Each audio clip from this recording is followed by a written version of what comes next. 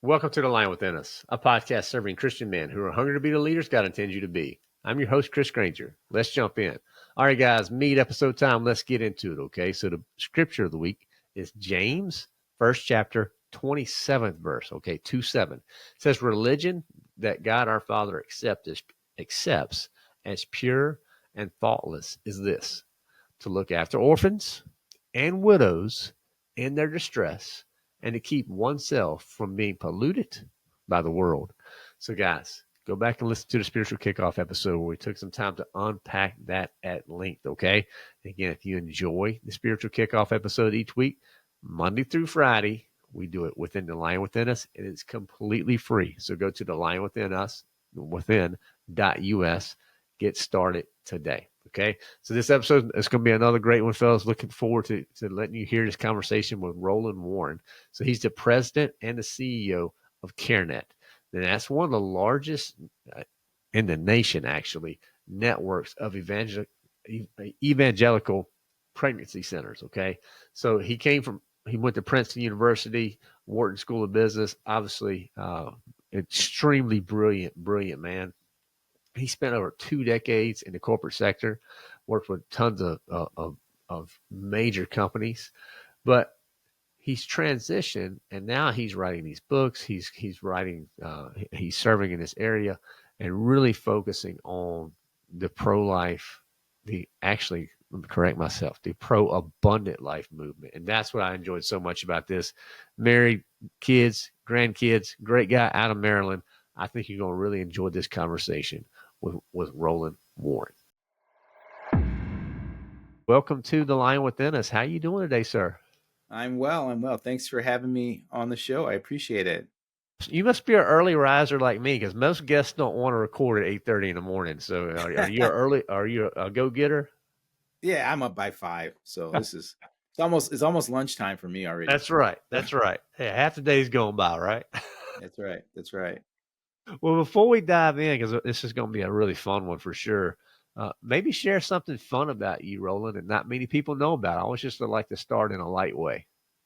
Geez, I don't know if there's that much that's fun about me. One of the, maybe oddities for some folks is that I do have this thing for squirrels. So if you come to my office, it's kind of like a kind of a nut house a little bit with all the different pictures of squirrels and various uh, uh, um, ways, and people give me different cartoons and various other things. I've been putting those around for a number of years. Uh, so I don't know if people would know that or not, but I imagine most people probably don't. There you go. So is the squirrel thing from your childhood? Like, when did you start liking squirrels? I used to be in sales, and I remember a one of the managers once said that even a blind squirrel gets a nut sometimes. In other words, that was just kind of a way to get the sales folks out of the office and into the streets. Like, ain't nobody in here buying stuff, so you need to be out there. So my wife bought me.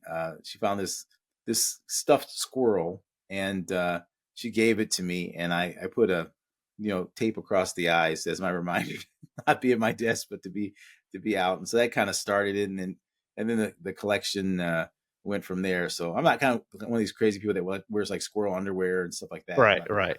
Nothing on the personal body, no squirrel watch or anything like that. But the external stuff is fine. Well, I may be able to change you though. So now you're in Maryland, so you're not Yeah. too far. So you just got to come down to Richmond, because their baseball team is the Flying Squirrels. You'd fall, Ah, you'd be in love right there. there you go. There you go. Yeah, I have to get me a shirt or something. That's Yeah, right. That's that's right. kind of fun. Yeah.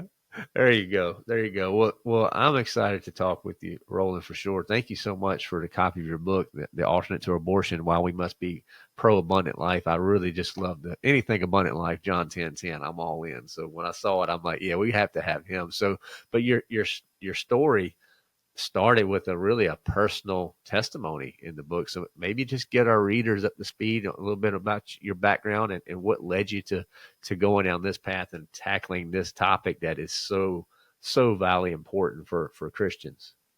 Yeah, no, it really does. It kind of goes back to when I was a junior in college. I was undergraduate at Princeton, and I got my girlfriend, who was a sophomore, pregnant. Now, this kind of, I guess, I tell people all the time, kind of start off with the punchline. My wife of 43 years, but we got pregnant. We were facing unplanned pregnancy. We're Christians on campus doing stuff that Christians shouldn't be doing, obviously, and we felt the consequences of it and the result of that sin. So, she went to Student Health Services to get a pregnancy test, and the nurse delivers the test, gives her the news, says, you're pregnant, and without taking an extra gulp of air, really just says, now, of course, you're going to have an abortion. And my wife says, no, I don't want to have an abortion. I want to get married. I want to have my baby. And the nurse is like, how are you going to graduate from Princeton with a baby? Doesn't seem like it makes a lot of sense. Doesn't seem like it's a wise choice. And she says, no, I want to keep my baby. I want to get married. And the nurse asks what she wants to become, once she graduates, or what she wants to do. And she says, I want to become a doctor.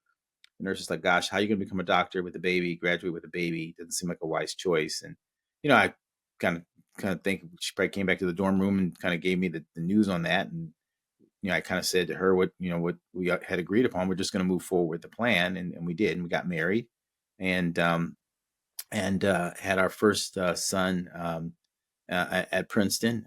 And actually, he was born right before not too long before I graduated, and so I have this great picture of me carrying him with my graduation hat and stuff like that. And she went on to graduate from Princeton, not with one baby, but with two. It's Ivy League, so you got to overachieve. So I tried to graduate with one baby. You can do it with two.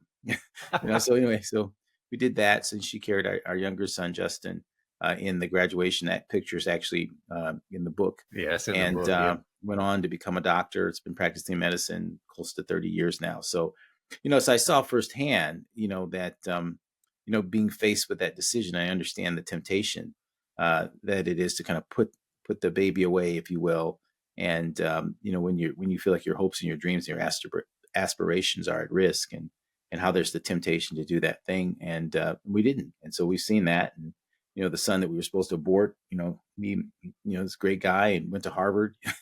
He's smart kid. And, so we really saw firsthand that, how God works, through these situations. And so part of my passion around this is really to help folks, see that perspective. There's this great picture of my wife holding our granddaughter, who was the daughter of the son we were supposed to abort. And I love that picture because the notion behind abortion is that nothing good will come from this. Nothing good will come. So, she's sitting there as a 19-year-old, and the nurse is saying, nothing good will come from this. This is not, not 50-50. This is like a net negative for your life. And, I see my wife holding our granddaughter and the look on her face and all of that. And the thing was, when my wife was 19, she couldn't see that picture. She didn't see that future. She didn't see that, but God did. And that's why it's important to trust God. Children are a gift from the Lord, and they're a gift that He gives us, and He wants us to nurture and bless and raise up in the fear and admonition of Him. And so, we see that, and we saw the results of that. And that's, in a lot of ways, that's the abundance that comes from when even when we sin, that God, that can take those things that we do and use them, for our good and for His glory. And I certainly see that in terms of what happened with our story. I'm curious. So the nurse, was this was this a Planned Parenthood facility, or I mean, it sounds No, like no, she was.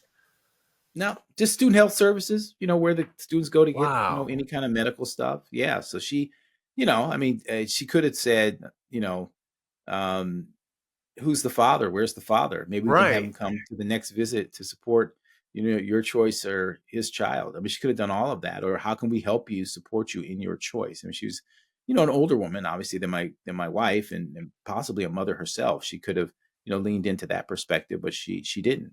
She leaned to a perspective that really didn't give her much choice. She essentially kind of said to her, well, you really don't have a choice here. The only right choice is abortion. And I think for so many women in that vulnerable moment, when the people who could support them or encourage them, to make a life decision, when they have someone who says that to them, can be very influential. And especially if they're not anchored in, a perspective, the child is a blessing, and that God has a hope, has a future for you, a hope in the future, not to harm you, and they don't lean into that, then it can be very easy for you to, sacrifice the vulnerable for your own, success or for your own future as you see it in that moment. Yeah. What type? I'm curious because I'm thinking young college kids getting pregnant. You know, obviously your Christian convictions, you knew what you were going to do. What about your families? How was the response there? Were they as supportive? Because that can be challenging as well. Yeah. I think both were supportive in the sense of neither side pressured us to have an abortion. And so that was really good in terms of that. And they hadn't really wanted us to get married before then, but they were fine with us getting married after this happened, and we kind of started our life together that way. But for so many people, if you have family members that are discouraging you from doing it, then obviously that has an enormous impact. I mean, one of the insights that I feel like I've had as I've gotten older is just the power of people who are close to you, and the way that voice that they speak in that moment can really lead you down a path of sin. I mean, it goes all the way back to the garden, right? So if you think about Adam in the garden, so the question I've thought about is like, did Satan approach Adam to sin before Eve? Um, did he? And if he did, obviously he wasn't successful, right? And then he either waited for Eve or he was successful when Eve was there. And I think the principle there is that intimate relationships, close relationships, can often drive us to move away from God's principles and God's standards. And so you see that on issues like whether it's same-sex issue, or whether it's the trans issue or abortion or whatever. You don't really find folks saying, I was going through scripture and I found in scripture support from any of these perspectives. It always is, well, I have a family member who is living that lifestyle or has that perspective, and I love that family member. And so I chose the path of kind of going with that family member rather than the path of going with God's word. So he really does use sort of intimate relationships to draw us away from him. And abortion is also sort of one of those things that ends up in that same perspective. 100%, 100%. And I love in your book, you kind of you hear pro life all the time, and of course I do, and we hear the stances behind that. But pro abundant life, that hits, and that hits good. I want, like I said, when I got the book, I'm like, oh, I like this, because I mean, John 10:10, we had that in our barn at our farm. Like I'm a 10:10 guy. Yeah. My favorite pastors, he had a 2 year, he called it the 10:10 journey. He's out of Florida, and it was great. So I'm just curious, when you were starting and working through this and praying through this, like, how did you come up with the pro abundant life? Well, it's interesting. It really was, something that God kind of brought to my heart based on a number of different things that were going on in my life. And then just a little interesting fun fact, Roe v. Wade was overturned at 10:10 a.m. So Oh, I can't make it up. just to put a fine point on it, right? That so I just thought that's pretty amazing that it was overturned at 10:10. It could have been overturned at many different times, but so I really kind of thought about that in the context of this notion of abundant life. God sort of putting a fine point on this notion of not just being for life, but for abundant life. And as you said, it comes from that passage where Jesus basically says his why statement, why he came. This is why he came, that we might have life and then have that life abundantly. And Right. he's talking about two types of life. He's talking about physical life, where the Greek word bios, bios, like the same kind of narrative. It gives us the word biology, like physical life, but he's also talking about Zoe, which is a unique type of spiritual life that only comes from a relationship with God. So the way I've kind of thought about it is that he's basically saying in that moment, I came to link your bios to my Zoe, that you might be heartbeats that are heaven bound. And so when I started to kind of think about the life issue through that lens as a Christian, I said, well, Jesus isn't saying that he's pro life. He's saying he's pro abundant life, Mm-hmm. because that's what he's saying. He's like, you might have life abundantly. So I'm pro abundant life, not just pro life. In other words, he's solving for Bias and Zoe. And that's what you see, in the interactions that Christ had with folks. He would meet them at their point of Bias, their physical need, right? Whatever your issue may be, right? The woman with the issue of blood met her at a point of Bias, gave her physical healing, right? But he stopped. Why did he stop?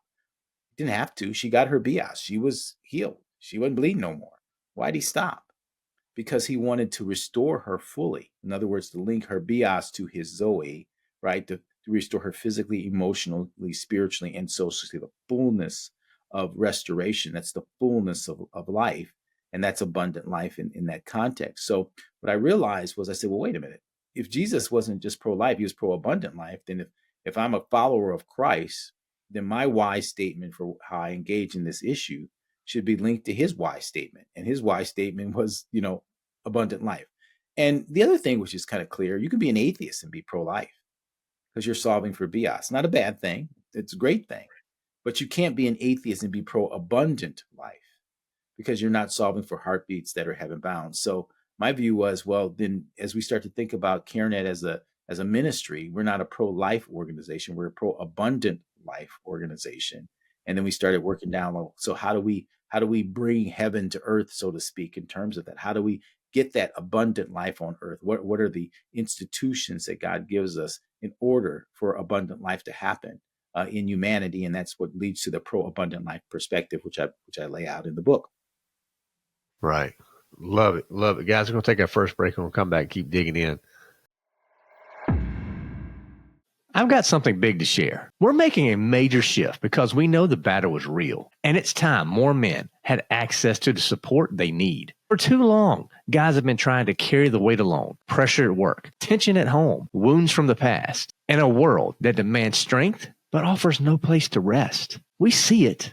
We've lived it. And that's exactly why we built our community. It's a stronghold, a place where warriors can find rest, truth, and a band of brothers standing beside them. And starting now, we're making it easier than ever to step in. We've lowered the barrier to just $15.99 a month. That means for less than the cost of a drive-through lunch, you can join a brotherhood that's centered on Christ and built for growth. Inside, you'll find access to our daily spiritual kickoffs every Monday through Friday, our Lion Lunches, our Bible studies, our Friday Forge gatherings, all that and so much more.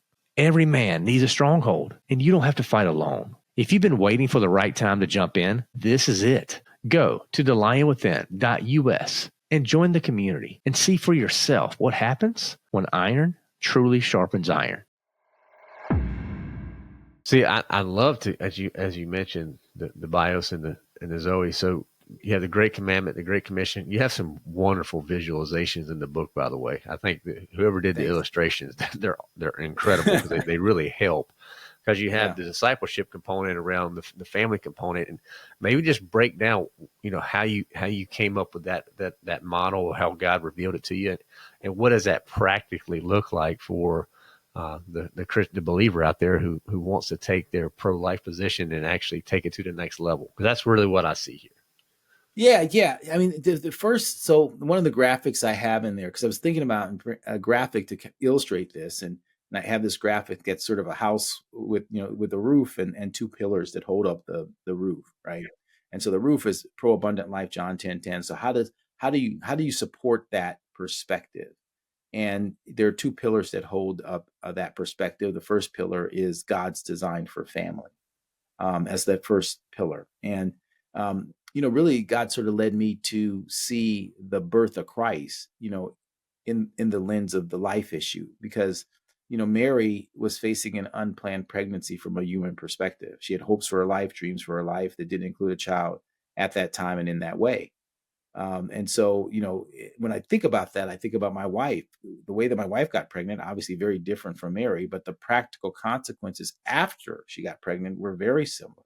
Mary's like, I'm sure, how am I going to tell my father or my mother or my community? How am I going to take care of this child? What's Joseph going to say? I mean, all this uncertainty swirling around in her head. And, what does she do in that moment? She doesn't focus on the uncertainty of what she doesn't know. She focuses on the certainty of what she does, that there's a life growing inside of her, and it's not a life worth sacrificing, but a life worth sacrificing for. And she says, what? Let it be unto me, as you have said. And so when I think about the ministry work that CareNet's involved in our network of 1,200 plus pregnancy centers, and the work we do with our national hotline for women and men facing pregnancy decisions, and the work that we do to connect those folks to churches for ongoing support and discipleship, essentially what we're trying to do is encourage them to tap into their inner Mary, to ascribe to themselves the virtue and the character of Mary, right? So you sit knee to knee with somebody, and that's what you're praying for, and that's what you're trying to call out of them. That notion, like her, don't focus on the uncertainty of what you don't know, right? Focus on the certainty of what you do.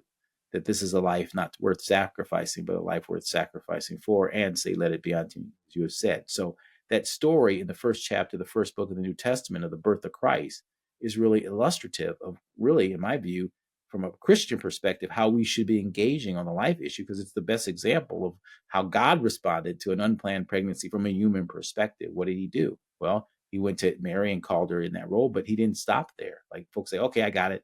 Got it, Ryland. We're supposed to help the proverbial Marys and save the proverbial Jesus. Is great. Let me close my Bible. Let's get at it. But what did God do to make sure that Mary's unplanned pregnancy wasn't a crisis pregnancy? Send an angel to Joseph. And Joseph had a plan. He was going to put her away quietly. He was going to divorce her quietly, right? Because that's how you essentially did abortions back then, because you couldn't put the baby away. So you put the woman and the baby away. And the angel comes to Joseph and says, listen, I know that's your plan, but I got a new plan. And what does he call Joseph to do? First thing he tells him, do not be afraid to take Mary as your wife. In other words, he calls him to be a husband to her and a father to the child growing inside of her. And so when I looked at that, nativity narrative, as I call it, through the lens of, I looked at the life issue through the lens, rather, of the nativity narrative, I realized that there's a big miss in terms of how we've been approaching the life issue for 50 years. Yeah, we've been trying to help the proverbial Marys and save the proverbial Jesuses, but we have not been trying to engage the proverbial Josephs. We have not had that framework. We've framed the issue as about a woman and a baby, which is a counter to the pro-choice side, which is about a woman and a question mark. Right. And so we actually created sort of this yin yang kind of thing where they're for the woman, we're for the women, we're both for the women, and we're arguing over whether the baby's a question mark or not. And you need to reject that entire paradigm, because what you see in the first chapter, the first book of the New Testament, is that God created a family. So it's not just about the sanctity of life; it's about the sanctity of marriage and family as God designed, right? And so that's what you see. So it seems to me that if you're pro abundant life, right, that you would focus on not just saving the baby and helping the woman, but reaching the man and to the best of your ability, trying to help them build a marriage, a family. And I look at my own life. Well, that's exactly what happened. I mean, our first pregnancy was unplanned. Our second pregnancy, she tricked me. No, I'm just kidding. but but our second pregnancy, we never faced another unplanned pregnancy. Why? We created a family. We lived out that perspective. And what happens when a woman has a guy who says, I'll be a husband to you and a father to the child growing inside of you? Guess what? She's more likely to give the child what? Life, bios. 87% of the women that have abortions are unmarried.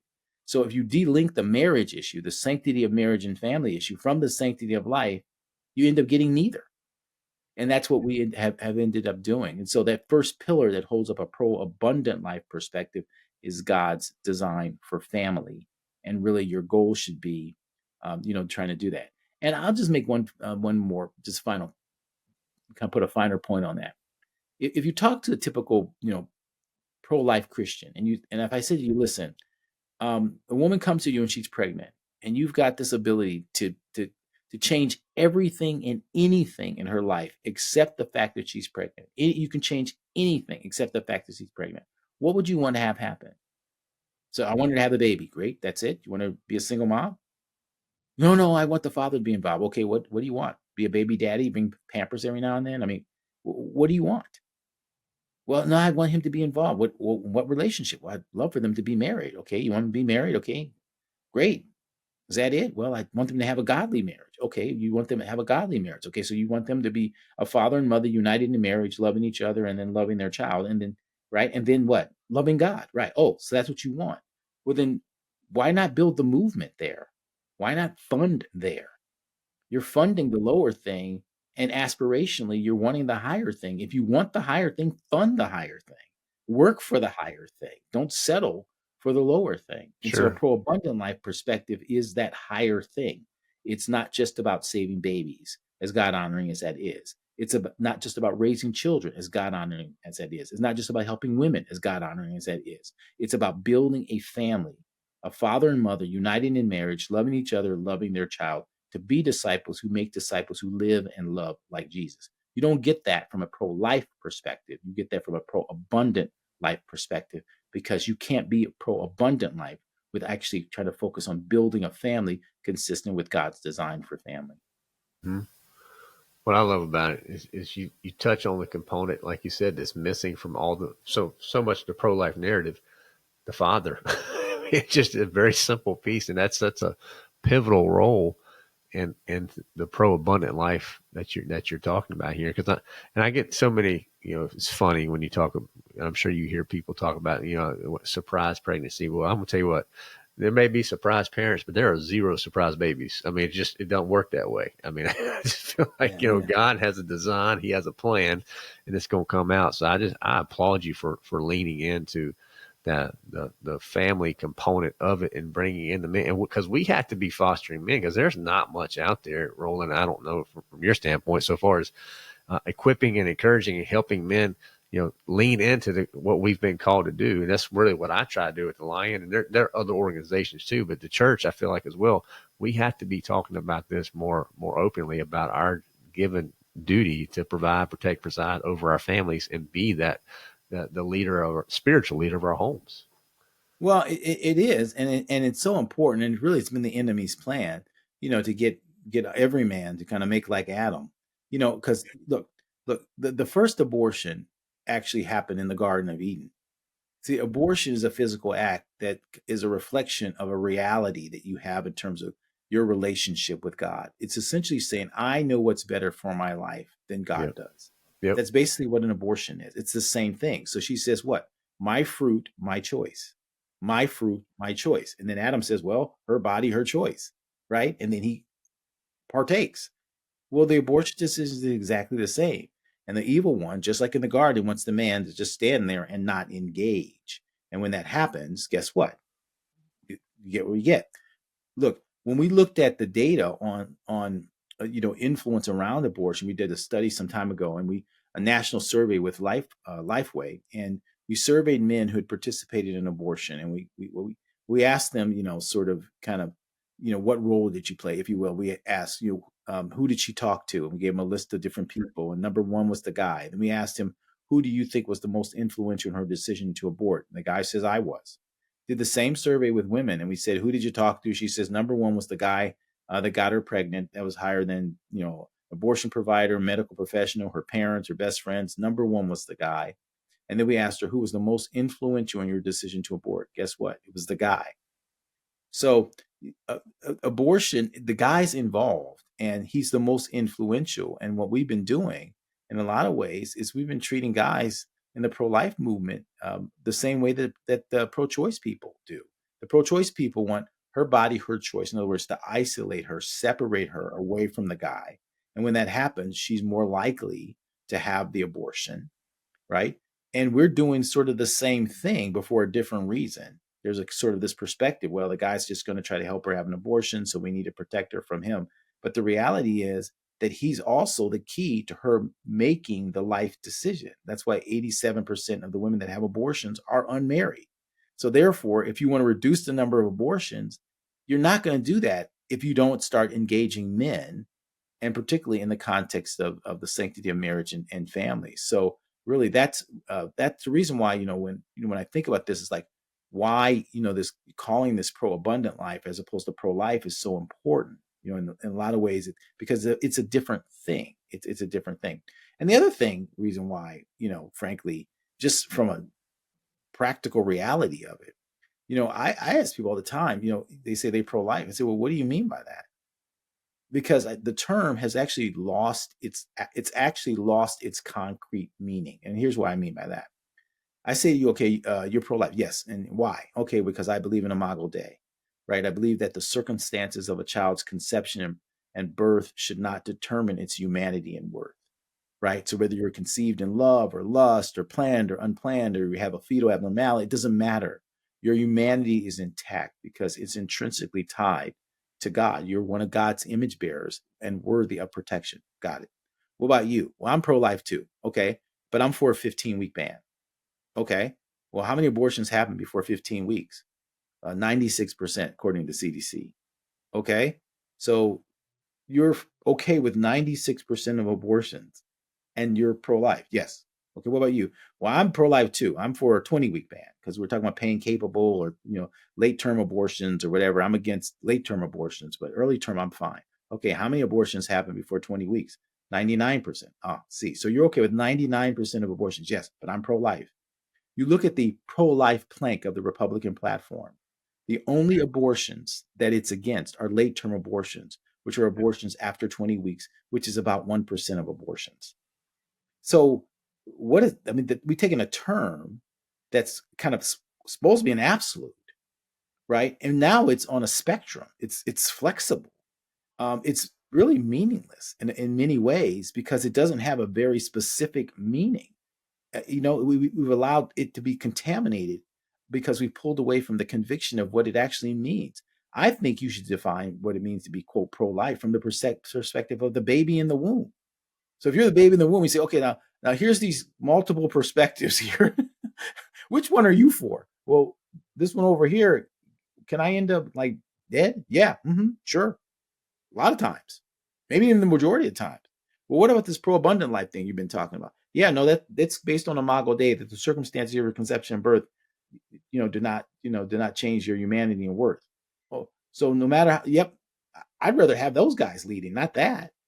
And all that has to do with the fact that we gave the issue to the political process. We gave the life issue. We decided that we were going to win this issue with political power. And I understand, like, there's a role for political power, but you have to understand the dynamic of politics and the way politics works. When you have a political framework, you essentially have two people with a set of convictions. So I'm an environmentalist and you're a big lumber or something, right? And we are in this political debate about what to do with this piece of land. And we get in a room and then we come up with a compromise. So we compromise aspects of our convictions in order to reach a compromise. So the political process by its very nature is two people coming with a conviction and then letting go of some aspect of their conviction in order to reach a compromise. That's fine with something like land or some other things that are splittable. But when you have a baby, you can't split it. It's an absolute, right? You can't split it. And one of the illustrations I give to people all the time to kind of focus in this way is, remember in First Kings when Solomon was presented with one baby and two women. That's right. And both of those women were like, well, this is my baby. And he's trying to figure out whose baby is it. So he first starts with a political solution. Bring me my sword. I'll just cut the thing. And you'll get your half and you'll get your half. That's the politics of it. Everybody gets what they, and the mother of the child, oh, no, she can have the child. She can have the child. Why? Because, see, she was focused on righteousness and justice and mercy for the vulnerable. Yeah. Right? Yep. And so she realized, no, because you can't split the baby and get righteousness and justice and mercy. Right? So Solomon in his role, first as a king, but he had wisdom. He also had other roles as kind of a priest and a prophet. It was a spiritual thing. In other words, the pro-life perspective will split the baby, so to speak, because we're negotiating a political narrative. But the pro-abundant life perspective was, no, let's solve for justice and mercy and righteousness, right? Which means that perspective has to lead on an issue that is a moral issue. That perspective has to lead. So it's essentially exchanging the podium for the pulpit in terms of who leads on this issue. We've been allowing the podium to lead on this issue. No, the pulpit needs to lead on this issue because the pulpit understands that you can't split the baby. The podium says, well, we kind of can split the baby. You see what I'm saying? So that's, again, when you think through like the difference between being pro-life and pro-abundant life, this is what I'm talking about. And again, it's because that's the very nature of the political process. It's what it does. It's part of the very nature of it. 100%. 100%. Guys, we're going to take a quick break. We'll come right back. We're making a big change that I think you're really going to enjoy. I spent a lot of time thinking about our spiritual kickoffs. And honestly, I love doing them each week. So much so, we started doing them live every Monday through Friday inside our exclusive platform. And here's the best part. We decided to give full access completely free. So now you can join our daily spiritual kickoff space at no cost. Every day we go live to read the word, to encourage each other, and find simple and powerful ways to apply God's truth to our lives. You'll even have the chance to engage with me directly. And if you missed a live stream, don't worry. The videos are posted the same day, so you can catch up whenever it works for you. This is exclusive, behind-the-scenes content that is not available anywhere else. And now, we've removed every excuse. So if you're ready to get started, head over to thelionwithin.us and grab your free access today. Let's grow together. Roland, the second pillar of your pro-abundant life model, I absolutely love. I feel like it's such a missing component in many areas from even from Christian teaching, but discipleship. And I'm very curious. Can you just unpack what you mean by that for the pro-abundant life model? Yeah, it's really so the second pillar is really God's call to discipleship.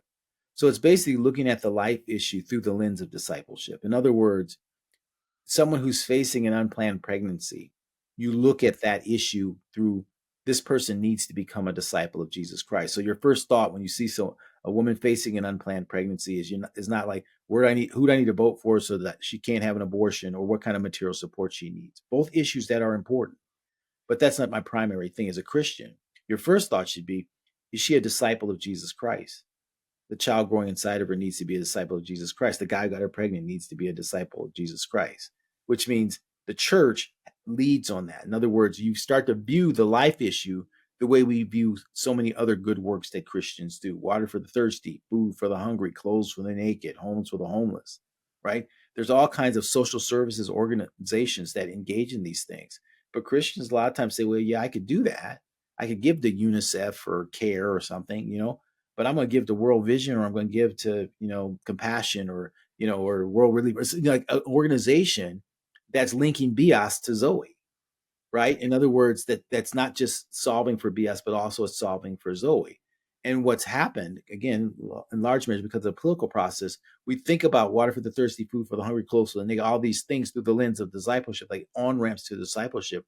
But for compassion for the pregnant, we think we put outside of that framework. So basically, this whole the second pillar of God's call to discipleship is really seeing this issue through the lens of discipleship. And when you do that, then it's something that is absolutely the focus of the church. It's the role of the church.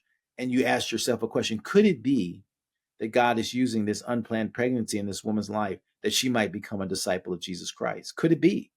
And guess what? That's not some crazy theology, because God used an unplanned pregnancy in Mary's life to what end? That she would become a disciple of Jesus Christ, that you and I would become disciples of Jesus Christ. Our whole faith is built on an unplanned pregnancy from a human perspective and God's response, which was to build a family and to make disciples. You see what I'm saying? So that's that second pillar. And when you do that, then you say, gosh, then this has to be anchored in the church, because the church is the seat of discipleship. Discipleship happens in the church. So that's why our pregnancy center model, and the pregnancy centers, we do evangelism, right? So we introduce the gospel. And what that does is that creates a convert. But a discipleship is a longer process. That's why if you look at, again, Matthew 28:19, it says what? To go and make disciples, right? Baptize them in the name of the Father, Son, and the Holy Spirit. And to what? Teach them to obey all that I taught. Well, you can't do that in a pregnancy center in a several month perspective that you have there. That's a long-term process. And so a key part of our ministry model is really making sure that people move from pregnancy centers to the church for ongoing support and discipleship. And so we create a ministry called Making Life Disciples, which is designed to teach people in the church to come alongside someone in the church or outside the church who may be facing a pregnancy decision. So you can go to makinglifedisciples.com to learn more about that. But it really is kind of focused on like our small groups. So many churches have small groups. And a lot of times our small groups are about us loving us. What if your small group became about us loving them? What if your small group was trained so that your local pregnancy center could call up your church and you would come alongside this woman facing a pregnancy decision or this couple facing the pregnancy decision? Life decisions need life support. And the life support that they need is sitting in pews, right? In churches. And so it really is about mobilizing. But once you think about it that way, then you understand that. See, if you're pro-abundant life, you understand. See, a pro-abundant life perspective leads you to the cross. You want to Sure. get people to the cross.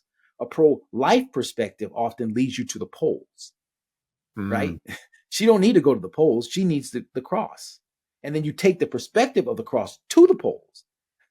We've been taking the perspective of the polls back to the church, and we've compromised on the issue. So that second pillar, again, is God's call to discipleship, the call to discipleship, and viewing the life issue primarily through the lens of a discipleship. It's a discipleship issue that has a political component and a material support need, not the other way around.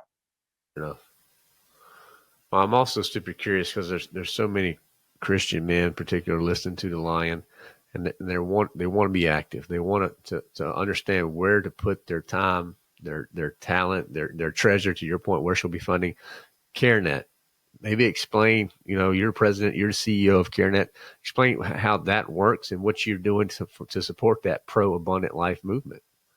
Yeah. We have a very robust ministry model. Again, you can come to our website, care-net.org, care-net.org, to learn about what we're doing from a ministry perspective. I mentioned Making Life Disciples as a core initiative that you could start in your church. Also, there are lots of local pregnancy centers that need the support, specific for men to come alongside. So to walk alongside men who are coming there, more and more of the pregnancy centers are now offering some component of men's ministry. So we want, when that woman comes in facing that pregnancy decision, we want the guy there too, and we need men to come alongside and walk alongside that guy who's facing the pregnancy decision. A Okay. lot of these guys, grew up without fathers. They're terrified of becoming fathers. Maybe you've been a father for decades. Will you mentor this young man? Or same thing in terms of marriage. A lot of these guys are in relationships and they've never even seen what a godly marriage looks like. You've been married for decades. Will you mentor this young couple? She doesn't have a place to live. Okay. Do you have an extra room? He needs a job. You got a business or connections that can help make that happen. Again, these are the life decisions that lead to the life support perspective. And then also a key thing for us too is, the post-abortion piece. We have so many people sitting in pews that have made the abortion decision and they need to be healed and forgiven and set free. So we have a ministry on ramp, which you can go to called abortionhealing.org, which is our ministry on ramp for post-abortion. For women, we've got a robust ministry called Forgiven and Set Free. And for men, we have one called Reclaiming Fatherhood. So if you're a guy who's listening who had an abortion in your past and you need healing and to be set free, absolutely, we've got a ministry for that. And why is that so important? It's important because there's so many people who aren't taking action because they feel that they can't. They're paralyzed by their past. They're so locked up in the guilt and the shame of the past decision. And the encouragement that's in scripture for us is really, and particularly for men in this context, Peter aborted Jesus because an abortion is a rejection of vulnerable life. That's what he did. He aborted. He said, I don't know this dude, right? That's what abortion is. That's what you're saying to the child. I don't know this child. I don't know them. Well, isn't this your baby? No, I got nothing to do here, right? Well, what did Jesus do after Peter aborted him? He said, well, I guess this guy's not fit for service anymore. No, he called him and he restored him. Do you love me? Do you love me? Do you love me? And then he told him, feed my sheep, and that whole perspective. He gave him a mission. In other words, he was called and then mission. And then Peter became obviously one of the most effective disciple makers for Christ. The same thing happens on the abortion issue. If you have a past abortion in your life, God wants to use that to help you become an effective disciple maker. He'll take that in your life and use it for your good and for his glory. But you need to be set free. You need to work through, that perspective and the choice that you made there. But there's, again, there's room at the cross for all of us, and he wants to put us into service. Amen.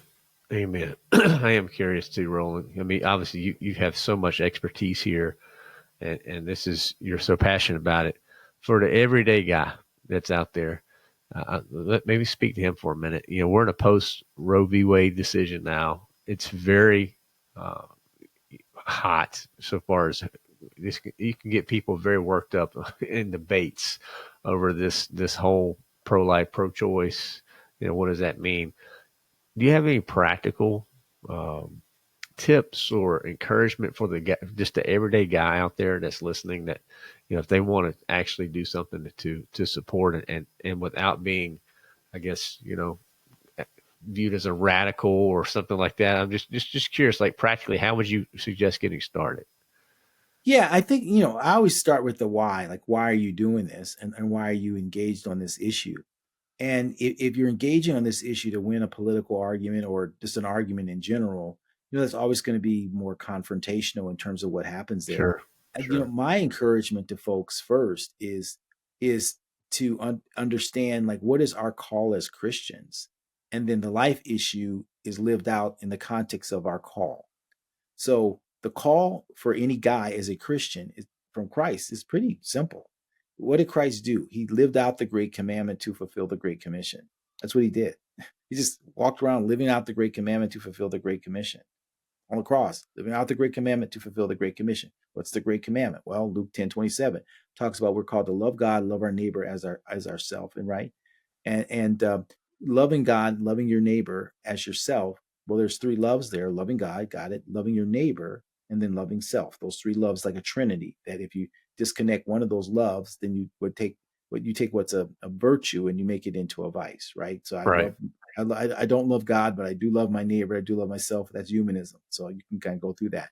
Well, when you unpack that in the context of, like, as a guy from the life issue, you realize that the word that's used for neighbor means near one in English, near one or near fellow. And we talk about nearness in terms of proximity, like I'm next to you, or relationship, I'm your next to kin. Well, the baby in the womb is the woman's near one, right? It's her nearest near one, and also for the guy who got her pregnant. That's why you can't support abortion as a Christian. It's a violation of the great commandment.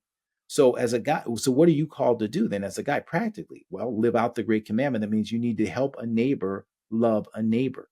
So what I've found is, if you're having conversations, and I really, again, my thing is not like trying to engage like the broader culture first.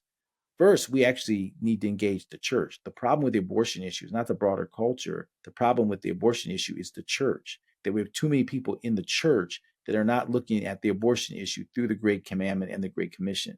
So as you engage, start having conversations with people, say, listen, I am looking for ways to live out the great commandment to fulfill the great commission. That's what I'm looking for.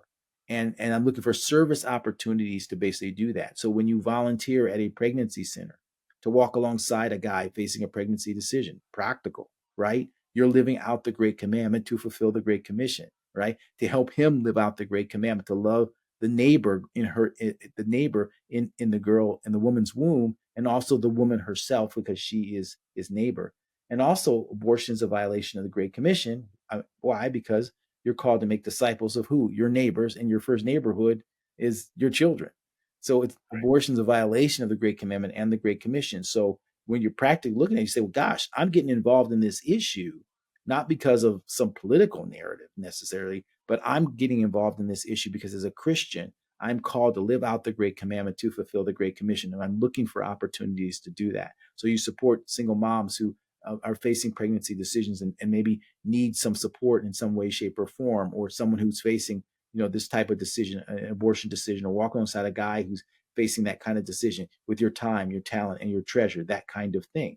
And there's plenty of opportunities to do that. And one of the major, major needs we have, again, is at pregnancy centers and life affirming ministries for men to step in, not just with, kind of fixing stuff and that kind of thing, but also to get involved in the ministry of coming alongside a guy who's facing a pregnancy decision and saying, listen, I want to walk alongside you in this. And particularly if you've been in that journey where you've either faced a unplanned pregnancy, either whether it's abortion or not, doesn't really matter. You have a unique perspective that guy needs to hear.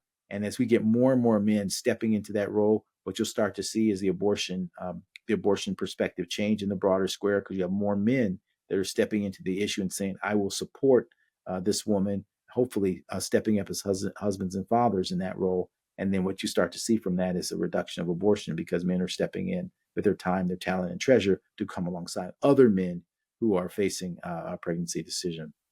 Love it. Love it. Well, Roland, this has been phenomenal. Before we wrap up today, We always love to have a little fun at the end of our episodes. Just a quick lightning round.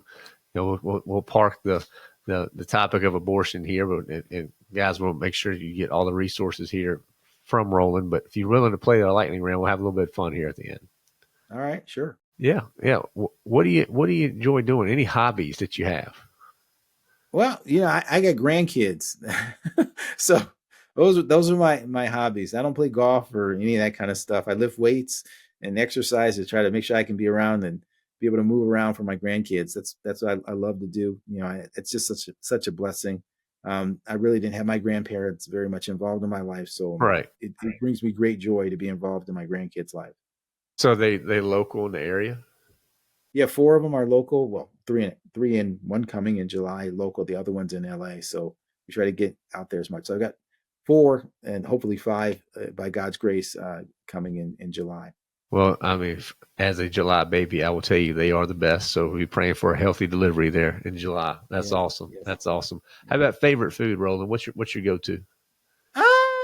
Gosh, it's stuff I shouldn't eat. Probably chocolate chip cookies. Love those. Love me. I can hurt myself with some chocolate chip cookies. There Yeah. you go. So that. Sweet tooth, Yeah. huh? Yeah. How about all time favorite movie? What do you enjoy? Oh gosh. um, all time favorite movie. Oh, I don't know. Oh, Brother, We're Out There is probably up there on my list. Okay. And Nacho Libre. We like the silly ones. The silly ones. There you go. Yes. And Napoleon Dynamite, that's a good one too. Those lines are used often in my family. I Yeah. hear you. I hear you. That's I can honestly say those three movies had never been brought up when I asked that question. So you No, chart yeah, you ter- something Gone with the Wind or some erudite movie. No, not around here. We love to laugh. So it's good love stuff. it, love it. Well, if you speaking about laughing, if you could have a super power, which one would you pick, and how would you use it? Got all these superpowers out there, Oh, geez. It's almost like the Solomon question. I think it'd be cool to fly. right? That would be that'd be cool. Yeah, Yeah. yeah. Gets places very quickly and yeah, I think that'd be super cool. Well, with Maryland, I'm sure there's a lot of traffic, so that would probably come in pretty handy for you. Yes, yes, I got a terrible commute. So yes, flying would be very helpful. Nice. If you look back over the last 6 or 12 months, Roland, what did you spend too much time doing? This we always ask this to kind of give the Oh, guys some reflective time. oh, let's see. Too much time doing. Probably worrying. Okay. Yeah, yeah, yeah. Easy. I would say that's probably it. Yeah. Yeah. Easy to get caught in that trap. Easy for sure. Well, when you think about God, what's your favorite thing about him? I think I'd say probably that he's personal, you know. It's the Emmanuel thing, God with us. That piece. I think that when you really lean into that, it really helps you not view God abstractly, and you can view him concretely, So, when I think that way, when I'm praying, I'm thinking, well, okay, like this is a real person, that cares about me and that loves me. And, then it stops you and prevents prayer from being like rote and formulaic, and that can happen sometimes, I get in that mode. I gotta have my prayer times. Let me get that and check that off the list. But I'm mindful of times of like, no, no, this is a real relationship with a real God who's with you and wants to be with you and bring that peace. And yeah, so that to me, when I'm reminded of that, that he'll never leave me, that he'll never forsake me, that his peace is not just with me, but he is with me as well. Not just the peace of God, but the God of peace is with me. I think that personal connection, I think, is so important to be mindful of, and easy to lose that perspective. And when that happens, then it becomes just religion, kind of formulaic Yes, kind sir. of framework. Yes, sir. Now let's flip it 180. What's your least favorite thing about the evil one?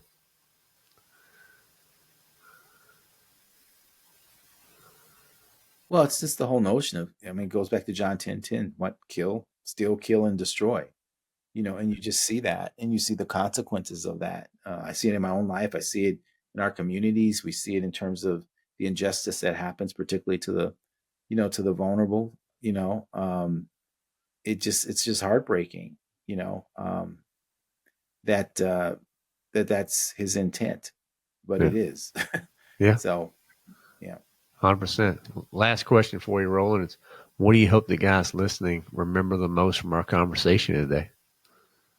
Uh, well, I'm kind of like a broken record. I mean, basically, just let your mind be transformed from a pro-life perspective to a pro-abundant life perspective. And when more and more people string that together, the reason I'm so encouraged there is that when you start to think about that way, then yeah, you want to fight to change the laws and defund Planned Parenthood, all these different things. Yeah, you want to do that. But what you realize that even if those things don't happen, that you can make abortion unthinkable, even if it's legal. People used to ask, often when Roe was on the books, when's Roe going to be overturned? And I tell them all the time, I say, Roe is overturned every day. There are women every single day that are rejecting abortion. When she rejects abortion, she overturned Roe. My wife overturned Roe. So even though it was perfectly legal, it was unthinkable. So you realize that, gosh, if you make it unthinkable, then it takes the power of it being legal or not legal. And then, frankly, when it becomes unthinkable enough, then guess what it actually ends up happening? It becomes illegal. But if you make it illegal and it's not unthinkable, then you get what we kind of have now, right? So we've got a tremendous power as Christians to sit knee to knee with folks, and by the transforming power of the gospel of Jesus Christ and the love that we're called to give to people, to make it unthinkable in the lives of folks. And that's a power that no party can take from us. No one can take from us. We have the ability to transform hearts, and then that transforms minds. And when that happens, then the legislative stuff takes care of itself. So to me, that whole notion of like really changing your perspective, being pro-abundant life, anchoring in John 10:10, Jesus' wise statement, that's the way forward. And oh, by the way, it's always been the way forward. We just lost our way. So Amen. Amen. Well, Roland, where do you want to send the listeners to connect with you, the wonderful stuff at CareNet, where to get a copy of the yep, book? Just want to give you a chance to share yep. your links here. Yeah, so you can go. The book is on Amazon, so where books are sold. So go on Amazon. You can search for that. I've got several other books I've also written. Uh, Along with the alternative to abortion, I wrote one called "Raising Sons of Promise: A Guide for Single Mothers of Boys," which kind of talks about, specifically how do you raise boys in a way that they don't become baby daddies, but become husbands and fathers, even if they're growing up in a single mother environment. And I've got "Bad Dads of the Bible: 8 Mistakes that every good dad can avoid." So I wrote that one some years ago as well, which is when I was with National Fatherhood Initiative. So those books are also on Amazon as well. If you want to come to the website, it's rolandcwarren.com there. But lots of different ways to get to us. Right. Well, it's been an absolute honor to have you here. We'll have those links in the show notes. Guys, go get a copy of the book. Anything else you'd like to share today, sir? No, thanks so much for your time. I appreciate it. And just blessings to all your listeners. Yes, sir. God bless you. Have a great day. All right. Take care. Bye. Most men are fighting battles no one sees: strained marriages, silent wounds, pressure to lead without a place to rest. That's why we created our community, to help build strength, sharpen, and support brothers just like you. And now it's even easier to join than ever. We've lowered access to just $15.99 a month. Immediately, you'll get our daily spiritual kickoffs, our Bible studies, Lion Lunches, Friday Forge, and so much more. Every man needs a stronghold, and you don't have to fight alone. Join today at thelionwithin.us. That's thelionwithin.us, and get started today. All right, guys. Thank you again for Roland for coming on. Absolutely enjoyed having him, and just for the wonderful wisdom, discernment, and insight that he shared. Hopefully, you guys enjoyed it too. The question of the week that we really have been focusing on is, how are you protecting the vulnerable where you can? Okay, you can't save them all, but you can save some. And the where God has placed you, what are you doing to proactively be on the offense as well as the defense of others? Okay, so guys, again, go to the website thelionwithin.us to get started with your daily spiritual kickoff, to get started with your community, to get started with your leadership mastermind. Go to the Bible app. Open up the Bible app right now. If you have that on your phone, search for The Lion Within Us. You'll see all of our Bible studies. We have tons and tons and tons of studies out there.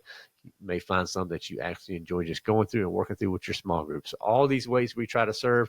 Sign up for the weekly roar that comes out every Monday morning. It's an email that you're not going to want to delete. Promise you guys to get you a little boost to your week as you get started. Again, all this is found at thelionwithin.us. So guys, have a great day. Come back on Friday. Look forward to hanging out with you then. We'll see you then, and just keep unleashing the lion within.